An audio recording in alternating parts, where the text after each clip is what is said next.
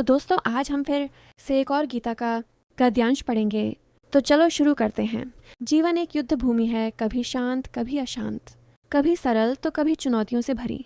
इसी तरह की एक स्थिति में अर्जुन भी खड़ा था। रथ के बीचों बीच खड़ा होकर वह विचलित था, मन बोझ से दबा हुआ, हाथ कांप रहे थे और आंखों में गहरी उलझन थी। उसे समझ नहीं आ रहा था कि आगे बढ़े या पीछे हट जाए, लड़े या हार मान ले। यही स्थिति हम सभी के जीवन में कभी न कभी आती है। तभी श्री कृष्ण ने मुस्कुराते हुए कहा, अर्जुन, जिस पर तुम्हारा अधिकार है वह केवल कर्म है, फल पर नहीं। इसलिए उठो, अपने धर्म का पालन करो। यह संदेश सिर्फ अर्जुन के लिए नहीं था, यह हर उस इंसान के लिए है जो हार महसूस करता है, जो थक जाता है, जो अपने रास्ते को लेकर भ्रमित होता है।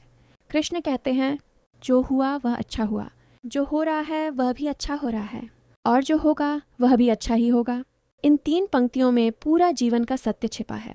हम अतीत में खोकर वर्तमान को दुखी करते हैं और भविष्य की चिंता में अपने आज को नष्ट कर देते हैं। लेकिन कृष्ण याद दिलाते हैं, सिर्फ यह क्षण हमारा है, यही पल हमारा कर्म है और यही पल हमारा धर्म। कृष्ण आगे कहते हैं, मनुष्य का मन ही उसका मित्र है और मन ही उसका शत्रु।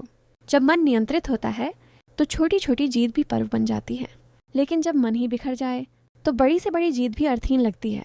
कृष्ण हमें सिखाते हैं कि डर से मत भागो, जिम्मेदारियों से मत डरो, मुश्किलें आई तो शांत रहो, कर्म करते रहो और परिणाम को भगवान पर छोड़ दो। क्योंकि जो अपने कर्म में अडिग रहते हैं उनके लिए रास्ते खुद बनते हैं और भगवान स्वयं उनके सहायक बन जाते हैं। अंत में कृष्ण कहते हैं, अर्जुन, जब तू स्वयं पर विश्वास कर लेता है तब ब्रह्मांड भी तेरे साथ खड़ा हो जाता है। यही गीता का सार है। कर्म, साहस, संयम और विश्वास, जो इन चारों को अपने जीवन में उतार लेता है उसके लिए कोई लक्ष्य कठिन नहीं रहता। राधे राधे।